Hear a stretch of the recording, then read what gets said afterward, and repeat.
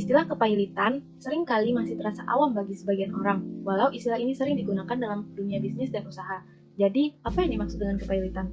Kepailitan merupakan suatu proses penyelesaian sengketa bisnis melalui jalur litigasi, yaitu melalui pengadilan niaga. Kepailitan diatur dalam Undang-Undang Nomor 37 Tahun 2004 tentang Kepailitan dan Penundaan Kewajiban Pembayaran Utang atau yang disingkat dengan UKK 2004. Menurut Pasal 1 Angka 1 UKK 2004, kepailitan adalah sita umum atas semua kekayaan debitur pailit yang pengurusan dan pemberesannya dilakukan oleh kurator di bawah pengawasan hakim pengawas, sebagaimana diatur dalam undang-undang ini. Berdasarkan rumusan pengertian tersebut dapat disimpulkan bahwa inti dari kepailitan adalah sita umum atas kekayaan debitur pailit. Pada proses tersebut dibutuhkan subjek atau pihak-pihak yang terlibat yang akan dibahas setelah ini, yaitu ada pihak yang dapat mengajukan pailit, debitur pailit, hakim pengawas, kurator, dan panitia kreditor. Syarat permohonan pengajuan pailit menurut pasal 1 ayat 1 Undang-Undang Nomor 37 Tahun 2004 yang bisa memutuskan bahwa suatu perusahaan itu pailit atau tidak hanya bisa dilakukan oleh pengadilan niaga, yang mana ada beberapa syarat dan juga prosedur yang dipenuhi terlebih dahulu di dalam pasal 2 ayat 1 dan pasal 8 ayat 4 Undang-Undang 37 Nomor Tahun 2004 mengungkapkan bahwa permintaan pailit yang dilimpahkan kepada pengadilan niaga harus bisa memenuhi beberapa syarat. Yang pertama, adanya debitur yang memiliki 2 atau lebih kreditur dan tidak bisa membayar lunas sedikitnya, dan satu hutang yang sudah jatuh tempo dan bisa ditagih, dinyatakan pailit dengan putusan pengadilan, baik itu di atas permohonan sendiri atau atas permohonan satu atau lebih kreditur. Yang kedua, adanya kreditur yang memberikan uang pinjaman kepada debitur yang bisa berupa perseorangan atau badan usaha. Yang ketiga, adanya beberapa hutang yang sudah jatuh tempo dan bisa ditagih. Hutang tersebut bisa karena suatu diperjanjikan terjadinya percepatan waktu penagihan sanksi ataupun denda atau putusan pengadilan dan arbiter. Dan terakhir, yang keempat, adanya permohonan pernyataan pailit dari lembaga kredit.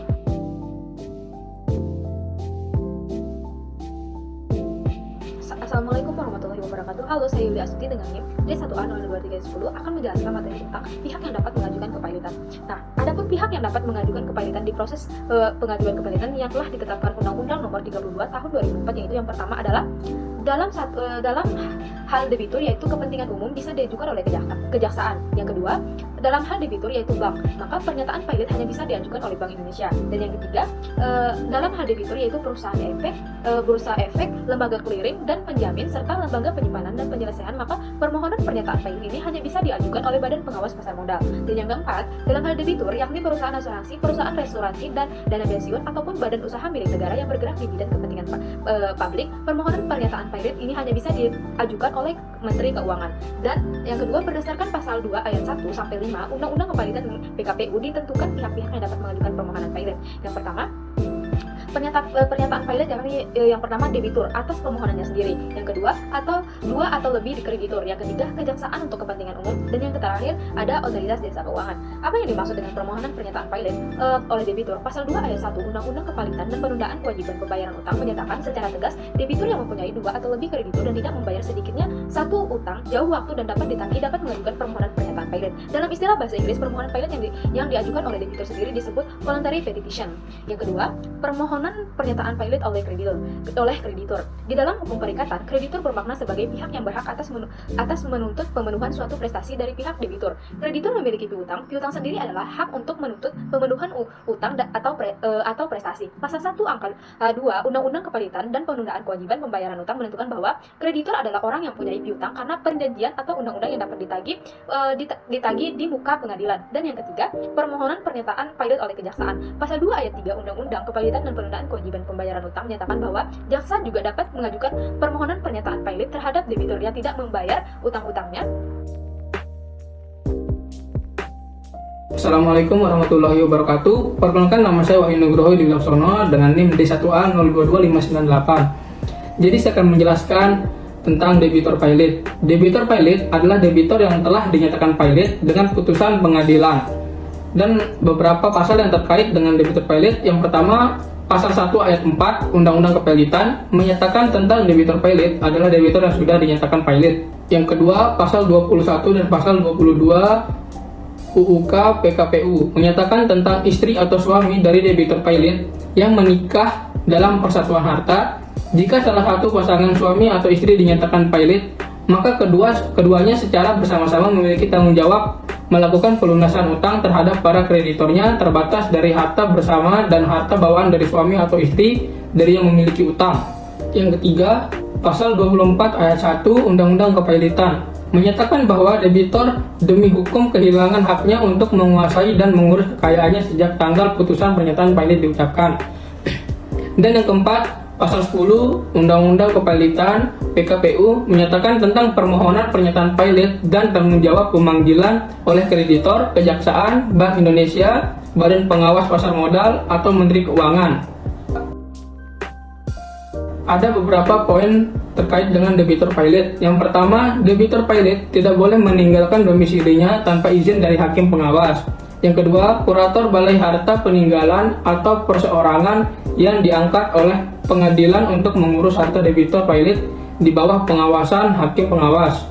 Dan yang terakhir, jika debitor pilot melakukan perbuatan hukum sebelum putusan pernyataan pilot diucapkan, maka perbuatan tersebut merugikan kreditor dan harus mengembalikan benda yang telah diterima kepada kurator dan dilaporkan kepada hakim pengawas. Halo, perkenalkan saya Yunita Paramita dengan NIM D1A022312. Pada kesempatan kali ini akan menyampaikan terkait dengan peran hakim pengawas pada proses kepailitan yang tercantum dalam Undang-Undang Nomor 37 Tahun 2004. Menurut Pasal 15 Ayat 1, dalam putusan pernyataan pilot, selain kurator, harus juga diangkat seorang hakim pengawas yang ditunjuk dari hakim pengadilan. Lalu, apa saja tugas hakim pengawas? Yang pertama, pada pasal 66 menyatakan bahwa hakim pengawas memberikan pendapat sebelum pengadilan mengambil suatu putusan mengenai pengurusan atau pemberesan harta pilot, dan itu wajib didengar. Selanjutnya, pada pasal 31 ayat 1 dan 2 menyatakan bahwa mengingat putusan pernyataan pilot berakibat segala penetapan pelaksanaan pengadilan terhadap kekayaan debitur sebelum kepailitan harus diberhentikan seketika, maka semua penyitaan yang telah dilakukan menjadi hapus dan jika perlu, hakim pengawas harus memerintahkan pencoretannya. Misalnya, pencoretan terhadap penyitaan tanah atau kapal yang terdaftar.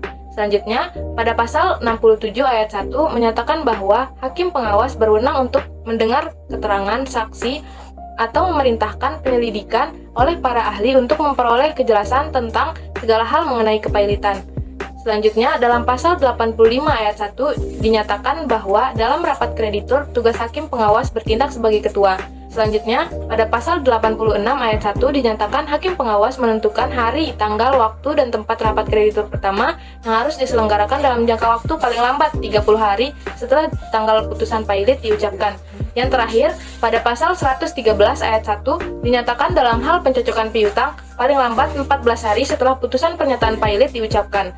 Hakim pengawas harus menetapkan batas akhir pengajuan tagihan, batas akhir verifikasi pajak untuk menentukan besarnya kewajiban pajak sesuai dengan peraturan perundang-undangan di bidang perpajakan, hari, tanggal, waktu, dan tempat rapat kreditur untuk mengadakan pencocokan piutang. D1A022457.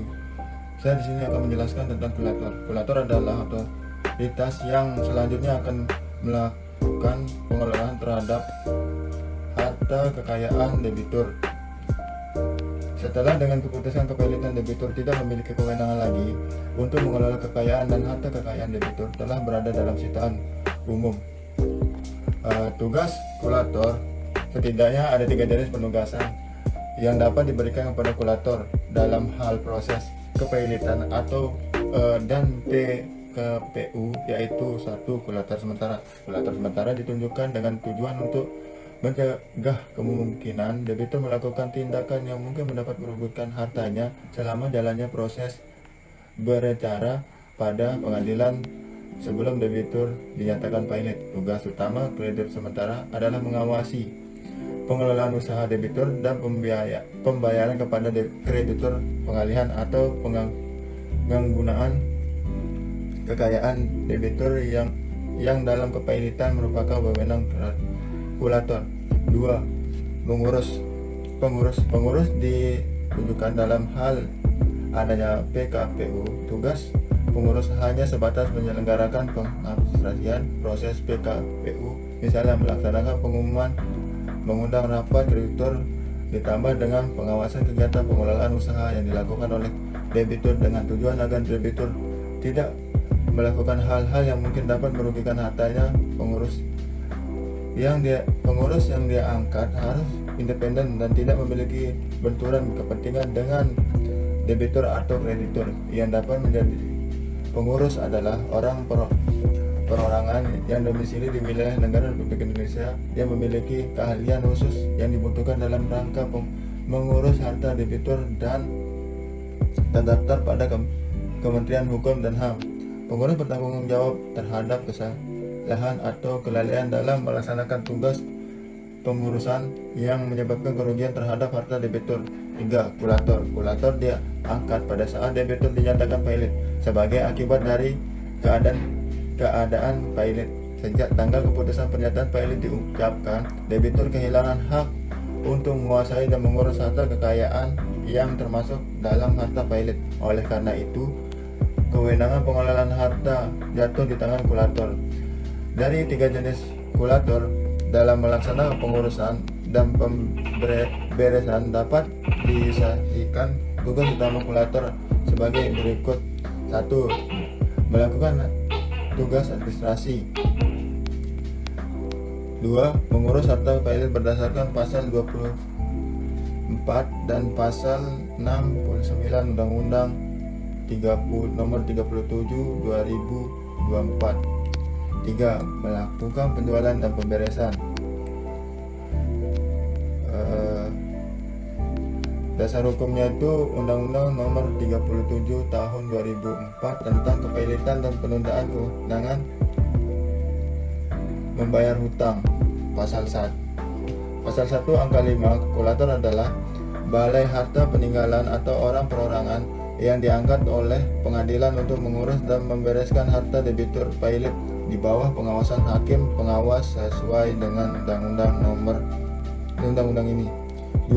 Pasal 69 ayat 1 Undang-Undang nomor 37 tahun 2024. Tugas kulator adalah melaksanakan pengurusan dan atau pemberesan harta pailit. Pasal 10 ayat 1 huruf B Undang-Undang nomor 37 tahun 2004 selama keputusan atas permohonan pernyataan pailit sebelum diucapkan, setiap kreditor, kejaksaan, Bank Indonesia, Badan Pengawas Pasar Modal, atau Kementerian Uang dapat mengajukan permohonan kepada pengadilan untuk A. Meletakkan sita jaminan terhadap sebagian atau seluruh kekayaan debitur. B. Mengajukan kulator sementara untuk mengawasi A. 1. Mengelola usaha debitur dan pembayaran kepada kreditur, pengalihan atau penggunaan kekuasaan debitur dalam kepailitan merupakan kewenang. Pasal 15 ayat 1 Undang-Undang nomor 37 2004 dalam keputusan pernyataan pailit harus diangkat kulator dan seorang hakim pengawas yang ditunjukkan dari hakim pengadilan. Pasal 15 ayat 2 Undang-Undang nomor 37 2004 dalam hal debitur, kreditur, atau pihak yang berwenang mengajukan permohonan pernyataan pailit sebagai dimaksud dalam pasal 2 ayat 2, ayat 3, ayat 4, atau ayat 5 tidak mengajukan usul pengangkatan kulator kepada pengadilan, maka balai harta peninggalan diangkat selalu kulator. 5. Pasal 16 ayat 1 Undang-Undang nomor 37 2004 kulator berwenang melaksanakan tugas pengurusan dan atau membereskan atas harta pailit sejak tanggal keputusan pailit diucapkan, meskipun panitia kreditor memiliki peran memberikan saran kepada kurator atau pengurus dalam menjalankan proses kepailitan atau PKPU. Dasar hukum dari panitia kreditor ini dapat ditemukan dalam pasal 79 Undang-Undang nomor 37 tahun 2004 tentang kepailitan dan penundaan kewajiban pembayaran hutang. Panitia kreditor terdiri dari 2 jenis, yaitu panitia kreditor sementara dan panitia kreditor tetap. Panitia kreditor sementara terbentuk setelah putusan pailit dan terdiri dari 3 orang yang dipilih dari kreditor yang dikenal untuk memberikan nasihat kepada kurator. Sementara panitia kreditor tetap terbentuk setelah pencocokan hutang setelah selesai dilakukan, di mana hakim pengawas wajib menawarkan kepada kreditor untuk membentuk panitia kreditor tetap.